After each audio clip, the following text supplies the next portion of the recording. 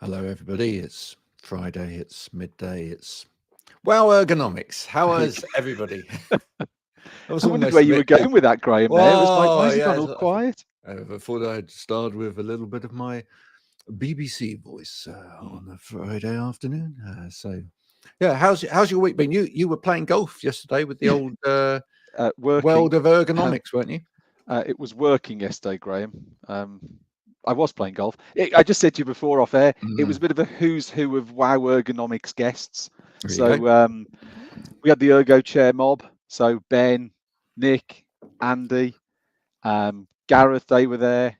Paul Skinner from Backworld, Mark Rigby from Online, Andrew Shepherd, Tim Evans. Just this goes on and on and on and on and on and on. So yes, it was a very good. It was a very enjoyable day. First time Ergo Chair had done it for about 10 years, a golf day, and it was very, very successful. And actually, the main thing was raising money for the two charities that Gareth told us about a few weeks ago, which were Age Concern, I think, in the Gloucestershire And the area, main one is Pied Piper. Piper. So there was a lot of money raised. I didn't stay for the auction. Hopefully, a number of people got fleeced for their money, and a lot of money was raised for those charities. So that's good. I've got one quick question, which is yeah. you named a lot of men there. Was there any women? Golfers? No, not. I don't think there was any female golfers were there. I don't think there was no. I don't think they weren't maybe invited, but I think that was just who was there. So actually, you know what? Very good point. Very good point. Didn't think about that. I'll mention that to the guys on feedback. Yeah, we need to make sure there's more ladies present. You know? Absolutely. Yeah. There we go. I could have said something coarse then as well, but I won't. I'll leave that for another time. Yeah. There we go. We've got our special guest coming on. We're going to talk about the fact that we all work far too much today. So I want to bring Viki in to tell us all about that. So I'm just going to do the magic bit there so that we make room for Viki. Hi, Viki. Hello. How are you? Hello. Good. Good morning. How are you? Yeah, love it. Where are you coming from? That looks like a garage. I am in my husband's recording studio. Wow. What does your husband do? We'll go into this. He's got a far more exciting job than me. He works in the music industry and is out on the road 8 months of the year, touring with big household name pop stars and bands. Cool. Who's he out with at the moment? He's out at the moment with Dua Lipa. And he's with her for the next 3 years ish. Now listen, there's not many women that can say that, you know, my husband's out with Dua Lipa at the moment. And I'm fine with it. Absolutely fine. He's been out on the road for the last 12, 13 years. From when the kids were little. They're now all grown up. So fingers crossed. The reason for building a business that works for me is so that I can potentially go and see some of that big old world with him, as opposed to that's nice home and on video chats. So yeah, very exciting job all over the world, lots of fancy places. He has this lovely little recording studio at home, and it's the quietest place because I have a very yappy dog. See, we kind of, I don't know, maybe it's my kind of musical connection, but we seem to be gravitating towards guests recently that have that kind of musical connection. Last week we had a guy on who does massage. Yeah. And he's done massage for musicians all over the world as well. Yeah, definitely. We're a very musical family. My youngest son also goes to a performing arts school. He moved halfway through the normal school, which didn't suit him at all, and then went to a performing arts school and just absolutely excelled. So he studies music and music tech there too. So I think he'll be following in Dad's footsteps. So, lovely. Tell us a bit about you and what you do. Me.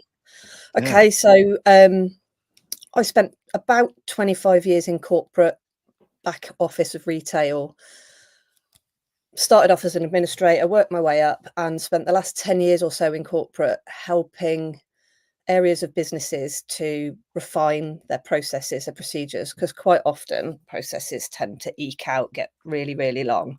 One particular company used to buy promotional items, so the buyers would buy the items, and it would take us about 7 months to get the item from buying to on the shelf.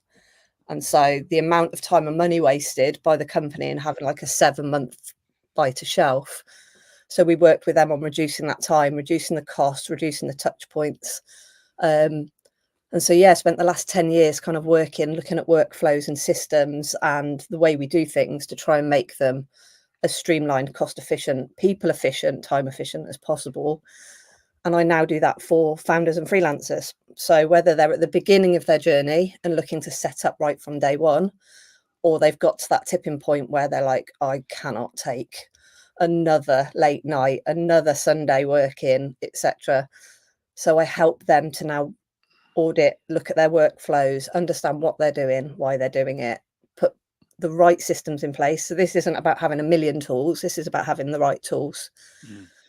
And if they need it, I can help with time management, procrastination, boundaries, all those things that the system side doesn't cover to help build a business that, like I've said before, works for them.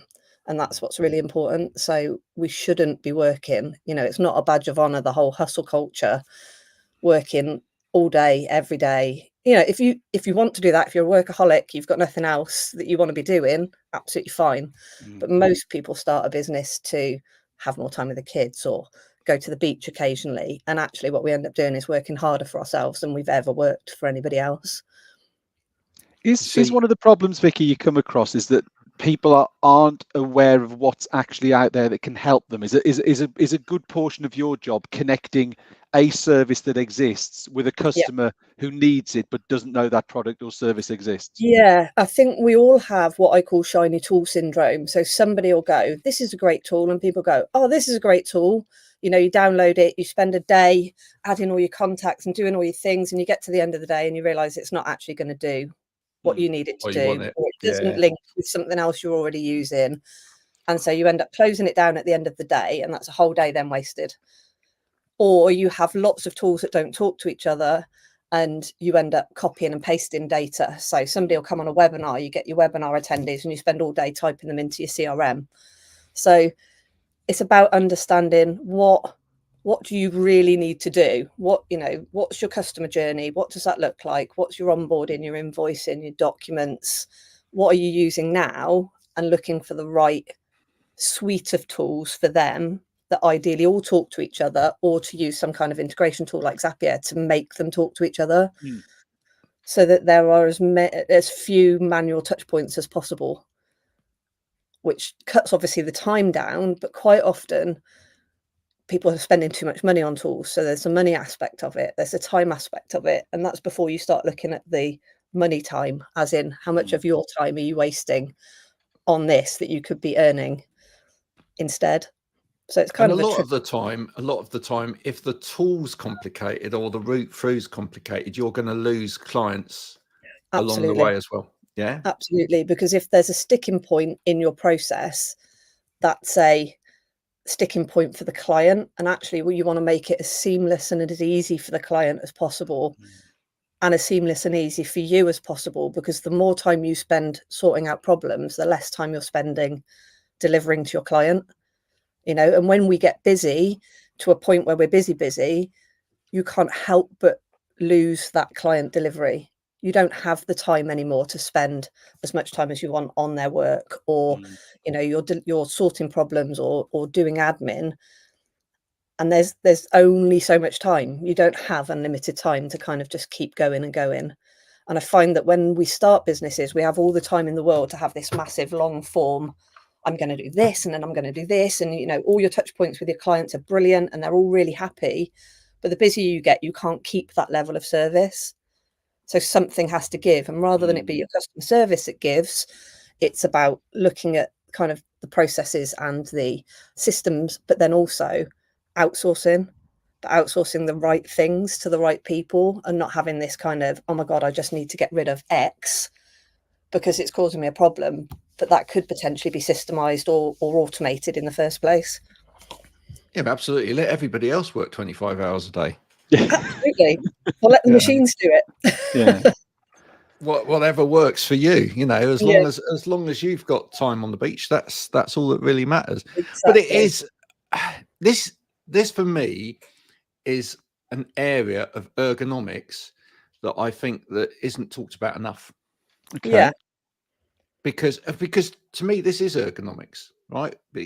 Working out someone's workflow is a major part of being able to help them ergonomically, because you can, for all the will in the world, you can talk to them about, are you sitting right? Are you doing this? Are you comfortable here or whatever? Ultimately, if they're having to be there too long, you've got a problem. Yeah. Stephen, when we go and see people, if you start to try and talk to someone about breaks, and they say that old thing, I haven't got time for breaks. I haven't got time for a break. That's the problem right there. Why have you not got time for breaks? Well, actually, what we'll see is we'll tell you to take breaks, because then actually you've got the thing where they're going, well, yeah, they're telling me to take breaks, but I can't take a break because I've got all of this stuff to do. If you can work the workflow out, then you can put the break solution in as well. Then they happily can take the breaks. All of it has to go in together. Breaks are super important, because it's another thing that I teach, that actually we need to focus. Well, not focus. When we're focusing on work, if we shift tasks, or if you get a notification on your phone or an email pop up, it can take up to 26 minutes to refocus back on what you were doing. So actually you're non-productive when you're sat at a screen for 9 hours a day anyway, because you cannot focus on one thing for 9 hours. But if you take a 5-minute break, the Pomodoro technique, which is 25 minutes of work, 5 minutes break, that 5 minutes break isn't for scrolling your phone or checking your emails. It's for standing outside and breathing. It's for making a drink or something to eat. And what that actually does is the creative juices flow. What you've been working on for the last 25, 45 minutes is ticking away in your head. So when you go back, you're already focused. You haven't done a distraction shift and have to come back to it. You've actually let your brain breathe for 5 minutes, and that you are more productive over a series of 25 minutes with breaks in between than you are sitting there for 4 hours anyway. Oh, do you know what? You're speaking my entire language today.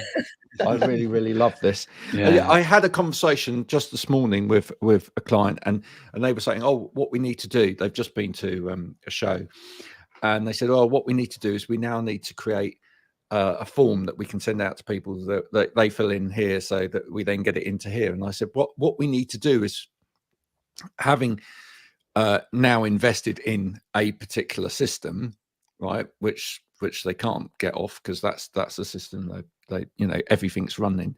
I said, we actually need to start at the system end. We need to look at how things go into the system and work that back out, because again, this is what people do. They start at the wrong end, don't they? They start at the wrong end of the process. If you've already invested in something and that's what you've got, you can't, if you're trying to create something over here and then think, oh, that's not going to plug in there.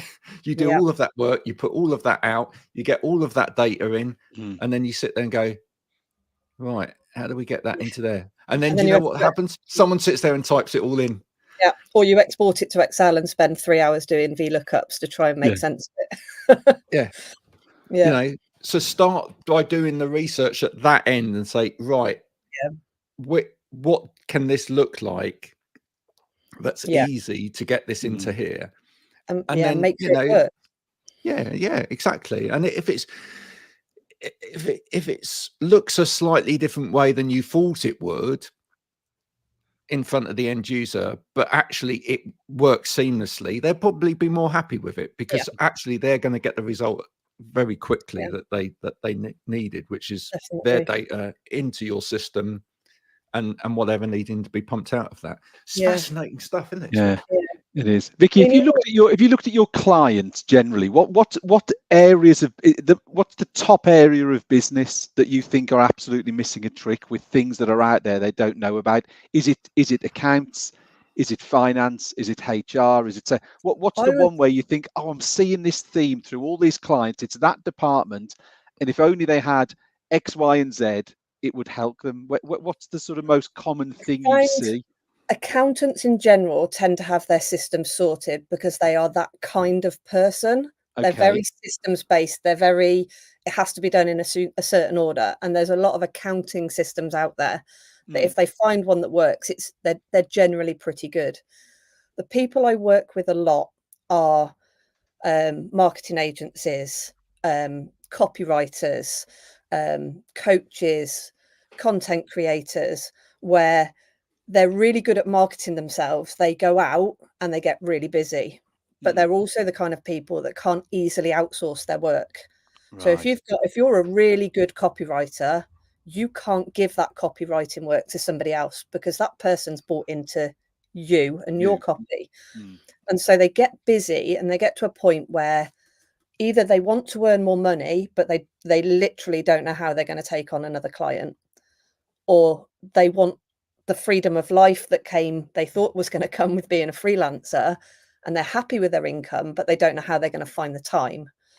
And what you'll find is, because they're creative copy type people, their systems aren't in place. So they've got, DocuSign over here for contracts, and they're dreading invoicing because they don't want to have to sit there and type out 10 invoices for their clients. And they don't have a pipeline because they're busy typing, they don't have systems. And actually, for people like that, there are end-to-end systems out there that will do everything. So you can book your call on there. If somebody books a call, their details go into the front end of your pipeline. They go into your opportunities or your client list. You can do your documents in there. You can do your invoicing in there. Your task management's in there. Your CRM's in, like everything's in one place. So actually, for people like this, as soon as somebody books a call, they're in the system. And then all you've got to do is manage that system, as opposed to sitting down and going, right, I need X invoice for Mr. Jones. And how many hours did I do this week? And, it becomes such a massive admin headache for them. But it's not an easy outsource. So people will come to me and go, I need to outsource, but I don't know where to start. And generally, the first thing people want to get off their plate is the thing they dislike doing the most. But majority, these things can be automated, or they can be built into, like I said, an end-to-end system. So without talking to somebody like me that will kind of go through, what are you doing? Why are you doing it? How are you doing it? They'll go, okay, I don't like doing my invoicing. I'll outsource that to a VA. But the process is all in their head. So they've got to spend time now to get that process out of their head, teach the person that they're going to, their VA, how to do it, backwards and forwards, questions, communication. When actually that could be part of a very simple system. And if they've got outsourcing money, they could outsource something a little bit more sales, marketing, those kind of needle movers, as opposed to paper exercise. But also, if you've got your processes and your procedures in place, it's much easier to outsource, because you can go, here's how I do it. Here's a document that tells you what I need to be done. These are the kind of deliverables. And your VA then actually has a proper process to work to. There's less problems, less questions, less backwards and forwards. So you save a massive amount of time on that kind of step as well. It's interesting, isn't it? Because we've had a number of VAs on here in the past, and we know that the VA sort of market has grown exponentially over the last few years, etc. But it's interesting because this is the bit that fits in before a VA. Yeah. I mean, how many people probably start looking for a VA because they just go, I'm busy. Yeah. I'm really busy. But they don't actually know what they need the VA to do. They probably don't know what granulated bits of their business they need to outsource. Yeah, it's because nobody's looked at their pipeline, their process map. I've spoken to a lot of VAs, and the major frustration is the disorganization of the client. So not only have they got the work to do, but they've got to figure out how. And quite often you'll have almost a barrier at the beginning where the process is in the client's head and the VA needs to extract that. And if you don't get that communication right, there's going to be a conflict of some point somewhere, because it won't be right. So if you can get those things out of your head and have a workflow, a system and a process, then it's much easier to scale, whether it's your first VA, whoever you're outsourcing to, or if you turn into an agency and you bring on staff, everything is in its place everybody gets trained the same way, everybody has the same expectations, and actually makes outsourcing much more successful and enjoyable than it can be for both parties when you're trying to start out, but nobody really knows what they need doing. So what puts people, what puts people off isn't the right thing to say, but what's the barrier to people engaging more in systems? Is it don't know where to go? Is it cost, or the perceived cost? Perceived cost. Is it something else? Is it a combination of a few different factors there, Viki, or is the one that you go, actually it's always this? Majority, I'd say, one, it's a fear of the tools itself, because there's so many out there, and like I said, most people will have a play, realize it's not for them or it's too complicated, and give up, and then they worry because they don't. You don't have time to go, right, I need a CRM. I'm going to test every single one out there and see which one's right for me. There's also a fear of handing things over. Oh, I've always done it this way. I don't know how else to do it. I don't have time to think about it because I just need to get it done so I can get this client work done. So there's a fear of not knowing if they're going to pick the right thing. There's a perceived cost because a lot of good tools are a lot cheaper than you think. And end-to-end systems are much cheaper than having 10 different tools that do the separate things. So there's a perceived cost, and there's the worry, a bit like outsourcing. That, oh my God, I've got to give my baby away. I've got to ask somebody to do something for me. Are they going to be able to do it? Am I better off doing it myself? It'll take me too long to train somebody. And so you kind of get stuck in I don't really have time to do anything, like change, but if I don't change, I'm going to burn out. So, which way do I go? I have a question. Have you ever done any training with people that do workplace assessments? I haven't, but I have done workplace assessments within businesses. There you go. Because I think someone like Viki should be helping train workplace assessors. Okay. Right. And the reason being is, when I used to go and do workplace assessments, people's process was one of the first things I asked about. And yet I saw lots and lots of assessors totally ignore it.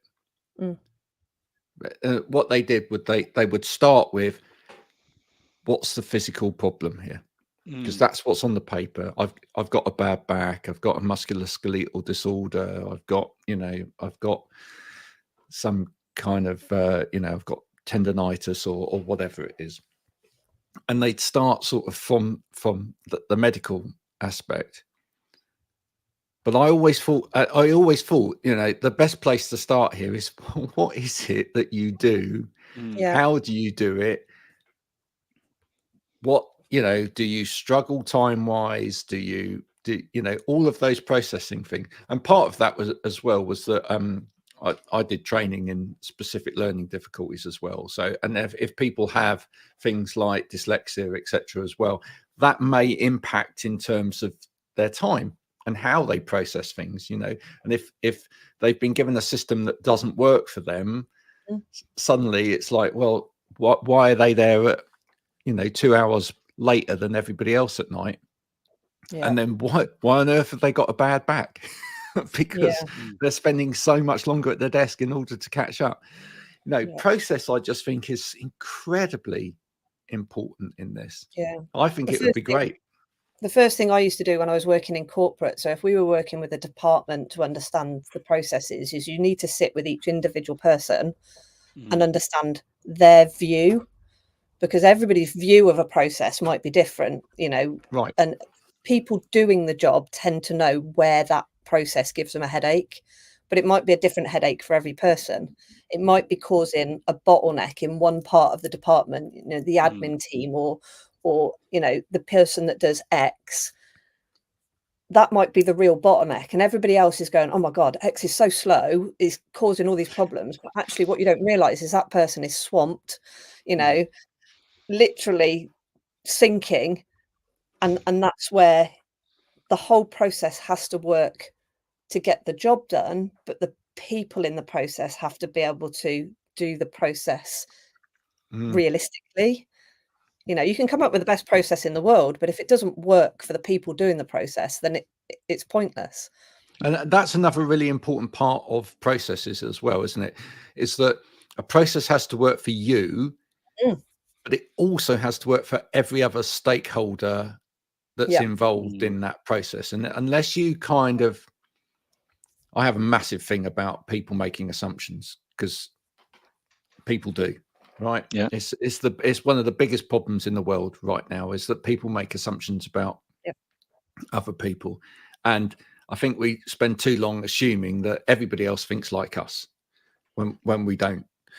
But if you set out a process and you think, oh, I'm completely happy with that, but other people can't buy into that process, or it doesn't work for other people, then you've got sticking points. So most processes at some point have got to be, to some extent, a sort of best fit for everybody, and therefore there's got to be compromise in the process. They're off. I mean, now I work with founders and freelancers and small agencies, so there's not normally a huge amount of people, but we do have to look forward to what would this look like if we grow, because there's no point in putting a system in place now that's only okay for now. You know, that has to be able to flex and grow. And whether that's, you know, an agency growing or a person going from an agency back to a freelancer, there still needs to be a process that's able to be followed. So it's really important to understand how every touch point relates to anybody using it, but also the client. Even if the client doesn't have a touch point in that process, it needs to work that they get what they need when they need it. You know, your onboarding process, you don't want to sign somebody up to something and then it takes you a week to send that thanks for signing up email. You know, and it could be something just as little as that. You know, I work with a client now and they don't have a welcome email system. So it's like, you know, people sign up and they're just signed up. There's no kind of thanks for signing up. Here's the features and benefits of what you've signed up to. I've just had that.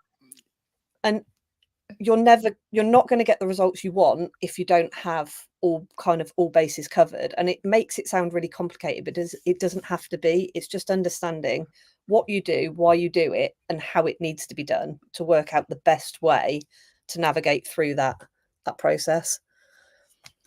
No, I totally get that. And that's why I think this would be brilliant training. See? So Stephen, I think at some point when we do one of your roadshow type things, might be worth getting Viki along, talk to a group of ergonomists about why you need to understand process. I guess it's not just about somebody sitting in a chair, is it, all day at work? It's about why they're sitting still all day, what's going on in their life, how stressed are they? And that's not just physical stress, but mental stress, work stress. You know, what are the reasons why they're not feeling right, sitting right, standing, walking, having a break, having a drink? You know, like your side of things might be the more the physical element, but my side definitely touches massively on the mental element of working too hard. But the mental feeds into the physical bit, doesn't it? Yeah, because if you're down, then it's much easier to get ill. Bad backs, bad guts, everything else that comes with it. Well, I'll give you a really good example. Was and this was in one of the banks. There was someone that was really struggling with just the volume of work, and so someone decided that, you know, they would prioritize certain bits of work. But what they did, this person had dyslexia. What they did was they sent them all of the priority work in emails. And the problem with that was emails, you have to read them. And they had thousands of emails. So, and this was someone that was drowning anyway. So that they were having to then read through all of these emails to try and find the priority and whatever else. And it was a simple little fix in the process. We just got the manager to stop sending them as emails and put them in as tasks. Because you can send, if you've got Outlook or whatever, you can send something as a task rather than an email. Suddenly, my son struggled at normal school, and he had a SEN, that basically said his brain doesn't process written information in the right way. But if you give him audio information, he excels, which is probably why he's as into music as he is. And so the school changed the way that they give him information by sending him voice notes. So rather than, so say a typical English exam, read this document and answer these questions. For him, there's no way that those words are on a page. There's no way he can sort that out into the questions.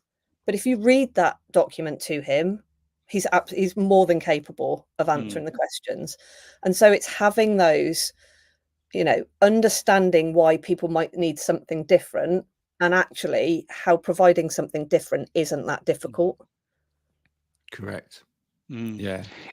Is there something, Viki, and without talking you out of business or giving away too many trade secrets, is there something we've all got on our smartphone or our laptop or our PC or our tablet? Is there something there that would be a massive game changer for all of us that we just don't know about or don't use to its full potential? Well, this depends whether you're thinking, I give lots of tips and tricks around tools and apps, mostly from a time management, procrastination type. So like I said earlier, if we switch focus from something we're working on to a phone notification or an email, you could lose 26 minutes of focus time. Right. So the average person touches their phone 200 times a day. So realistically, we've got to wonder, how often are we ever actually focused on what we're working on? So I use a tool called Inbox When Ready. And Inbox When Ready stops my emails coming through until a certain time of day. So my emails come through 3 times a day. So I don't have that little flashy notification that says you've just got an email. Right. So I don't have the distraction. I don't go to it.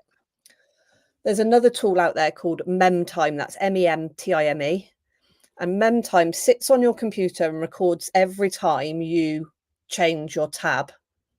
And so you let it run for 7 days and then have a look and ask yourself how you've ever managed to focus on any work. Because we switch in and out of tabs and tasks. We're so notification. Oh my God, there's a notification. Yeah. It is a game changer in you understanding how often we flit in and out of things. So if you can reduce those distractions, it makes a massive difference to how much work you can get done. And now I use a system called time blocking. You've probably heard of it. So I block out certain times a day. I'm much more focused and on the money in the morning. So all of my client work is in the morning. My inbox is switched off. My phone has 0 notifications. I have 1 tab open on my computer. There's another app, and I can't remember off the top of my head the name of it, but it will hide all your tabs so that you can you can have everything open, so they're there. You don't lose what you were working on, but you have 1 tab open. And so for my focus work, I have 0 distractions, and I can get what used to be a day's worth of work done in 3 to 4 hours. Wow. That's really good. Part of it is our own fault, isn't it?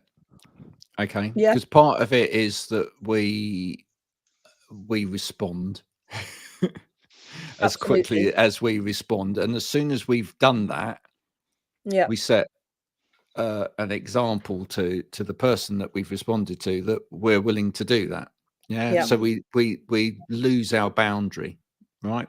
Definitely. And it's very difficult because we want to please people. We want to, especially if you're growing a business, you want to make sure that you look like you're on the ball and whatever as well. But, as soon as I ring Stephen at 5 a.m. in the morning and he answers, then I think, well, Stephen's going to answer at 5 a.m. every time. Every single day. Yeah, and that, we agreed on 5:30, didn't we, Graham? Yeah, we did. But that's the point, isn't it? There's quite a lot in the process here about communicating boundaries and things as well, right? Because like I've just agreed with one client this morning that it would make an awful lot of sense if every Friday morning we did a catch up, and that's our time. And the more let's be fair about this. a lot of this stuff doesn't necessarily happen overnight. We just have to try and be working towards it. Yeah, absolutely. And boundaries, again, it's a bit of the work that I kind of do with clients at the beginning, is an audit of where are you now?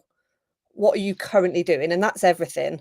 A friend of mine's a marketing strategist, and when she had her baby, the baby was up through the night. And so she was doing odd emails and things like that while she was up in the night. And one of her clients then expected her, dropped her a bit of work at 5 p.m. Any chance I can have that in the morning? And she's like, I don't work overnight. What? Well, you used to.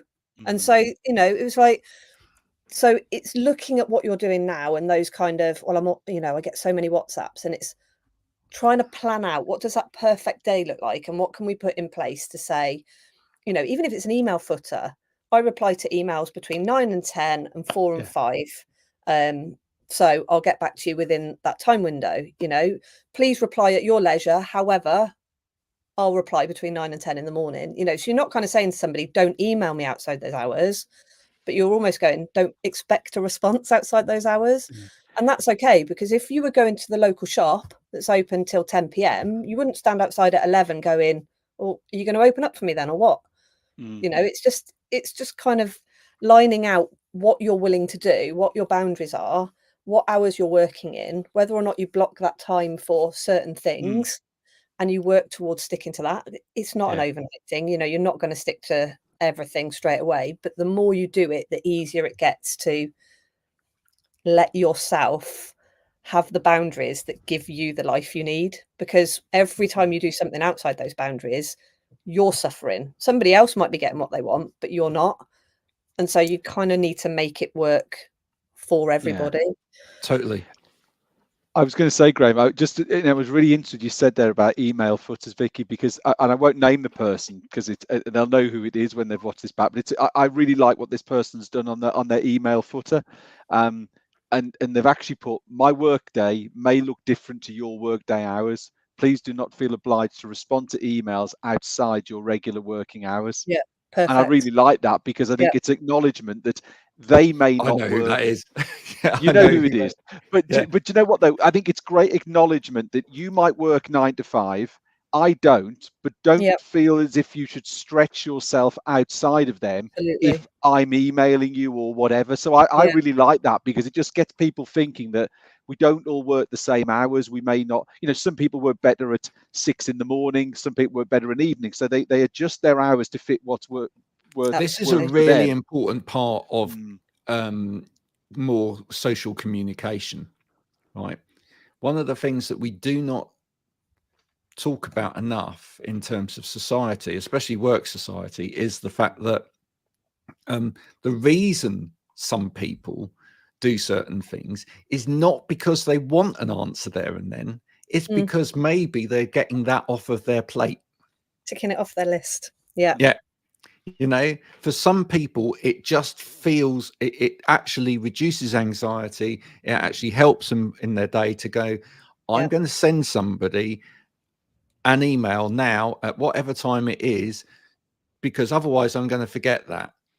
Yeah. And every email or message you get is a tick off somebody else's to-do list. Correct. But it doesn't necessarily mean they need or want an instant reply, because how many times you send an email and you're like, if I send this now, I'm going to get a reply and I'm going to have to, and that's where scheduling your emails is great. If you've got a particular busy day, schedule your emails to go out at 5 minutes before you finish. And then you know that you can wake up to those replies in the morning and deal with them within your next slot. We don't have to reply to everything instantly. And I don't expect replies from other people instantly. And don't be scared to tell people your hours or when you work, because the email that you were just referencing there, the footer, you wouldn't be, oh my God, I can't believe they don't work the same hours as me. That's it. You don't. You kind of go, oh, that's cool. That's fine. And you just take it on board that's how it is. I can contact this person between these hours, and that's absolutely fine. And I wouldn't contact them outside. So I think we pressure ourselves to think we need to be available all the time, but actually nobody really expects that. And if they do, then they're waving a big red flag anyway. Yeah. Maybe all of us just need an experience that teaches us that the world isn't going to fall to bits. if we don't do it. I don't know whether you saw it a couple of years ago now on the TV. They did this social experiment where they took everybody's technology off of them. There was a group, and they took everybody's technology off of them, and they put them in a house. It was like an Amish farm, and they just, as a group, they came from all sorts of different backgrounds. They were different ages, etc. And they just had to live without technology for a period of time. They couldn't contact the outside world or whatever, and they just had to work together on this farm to grow produce to live. And oh my word, did some people really struggle with that. But so many of them that got to the end of that said that, you know, what they learned then, it helped them then put life outside of there into perspective. It's not that they weren't going to then use their phones or computer, but they realized that they could set better boundaries and they could regulate. Maybe we all need to go and do that. I mean, I found it hard at first. You turn your notifications. I've got like a work setting on my phone, and so the only 2 people that can contact me while that's on are my kids. My kids don't text me unless they need to. You know, they're at that age now that, you know, they don't kind of text me and ask me what for tea anymore. But I know that if they need to get hold of me, there's that security that it's okay for me to put that work on, because if they need me, they'll get me. But generally it means my phone is silent. So, you know, when I'm on my morning focus, I know then, right, I finished my morning focus. Now I'm going to check. Or quite often, I won't even check that straight away. I'll go and get myself a drink and something to eat and go and sit in the garden and then check with a fresh head. And I don't worry anymore about what I might miss, because nobody has 100% access to me other than my children. Nobody needs 100% access to me other than my children. So it's about allowing yourself the breathing space. I think it's fantastic. I love this comment. Email should be treated like instant messaging. Shouldn't be treated like instant messaging, sorry. The technical specification of email itself says that it's not a guaranteed service. Very true. Although actually, with the email service that I use, it does actually turn it into instant messaging. So it is actually like instant messaging. But don't let that get in the way of that, though. But don't let that get in the way of you. Yeah. Personally, I just find that easier for me. I'll tell you what I find particularly helpful is, and I try and get a lot of my clients using it, is a sort of channel based system. So I tend to use Slack with a lot of my clients, mainly being that I struggle with like stuff just being passed to me here, there and everywhere.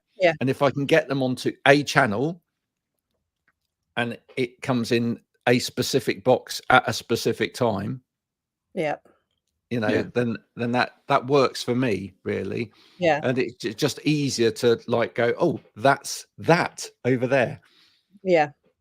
Definitely. I mean, I use WhatsApp with all of my clients, but they're all muted, and I go into them when I'm ready, and everybody knows if they WhatsApp me, they'll get a response within a certain amount of time, and I check in 2 or 3 times a day. So people are always going to get the response they need. They're just not going to get it instantly. Unless they so happen to message me while I'm on there, in which case they get the rare super quick. But I could sit on WhatsApp all day, and I could sit in LinkedIn all day, but I wouldn't get my client work done, or I wouldn't get my client work done and have a Sunday to go and watch my lad play football. I'd be catching up. So I have to make the choices that are right for both my clients getting the right service and my life being enjoyable. Yeah. And I think people need to respect that ultimately, if you're going to do something, if they need your particular set of skills, then then ultimately they've got to let you live your life. The same as I expect them to live theirs. That's what I'm here to help them with. I'm here to help them get a better balance, and in return for that, they need to kind of understand the fact that I do this because it gives me the balance that I need. And we've all kind of just got to respect each other. And like we said earlier, nobody's in it for the same reasons. Nobody's working the same hours. Some people might be happy working 6 a.m. till 10 p.m.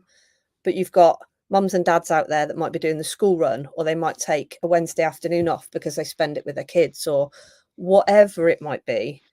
Everybody has a right to build that schedule to fit them, and we should all be more understanding that other people don't all work the same way. That's been really fascinating today. Enjoyed it. Absolutely really good. Fascinating. Yeah, no, brilliant conversation. If you're out there and you're feeling like Liam Nielsen is coming for you with regards to work, that he will find you, whatever time of night it is. He will hunt you down, and he will get you to do those spreadsheets for you. Then you probably need to contact Viki, because she can sort of get him off your back. Apparently, she's got her own set of special skills. I have got some special skills. There you go. which is good. So where did you say your husband was at the moment? He's currently in New York. New York. Yeah, just done a gig in Madison Square Garden, I think. Wow. Nice. But yeah, wow. so yeah, I haven't heard from him yet because I've not checked my phone because it's not lunchtime. Well, it's time difference and all of that. Yeah, and he's not allowed. Even your husband's on block until. I was going to say, I noticed that the 2 kids were allowed messages were going to come through, but the hubbies weren't. I noticed that. There is a reason. We're normally on different time zones, so if I allow him into that equation, I get texts at 2 o'clock in the morning, 4 o'clock in the morning. So yeah, he's on quiet too. Yes. What was the just out of interest, what was the last gig you actually managed to get to then, Viki? I haven't been to a gig for a while. Where did we go? I went to lots of them. Last year I went to LA in November to see a guy called Rex Orange County at a festival over there, and off the top of my head I can't remember the name of the festival. So he worked for Rex Orange County last year, and now my kids are older and I'm trying that, getting out a bit more. Popped over to LA for 5 days, feeling all jetting off, and that was amazing. So hopefully more of that to come. Love that. Well, I hope that that happens for you very soon, and that will be good. In the meantime, let's keep you busy with getting people with getting people to talk to you about their processes. I hope you've enjoyed that today, but I see we've had quite good numbers on today whilst we've been talking, which is good. Thank you for everybody that's taken part, provided comments as well. We'll be back same time, same place next week with another one of these. In the meantime, go and sort out your email, all right? But take a break first, all right? Yeah. Look after yourselves out there. Viki, thank you so much. Thank you, for now. Bye. Bye.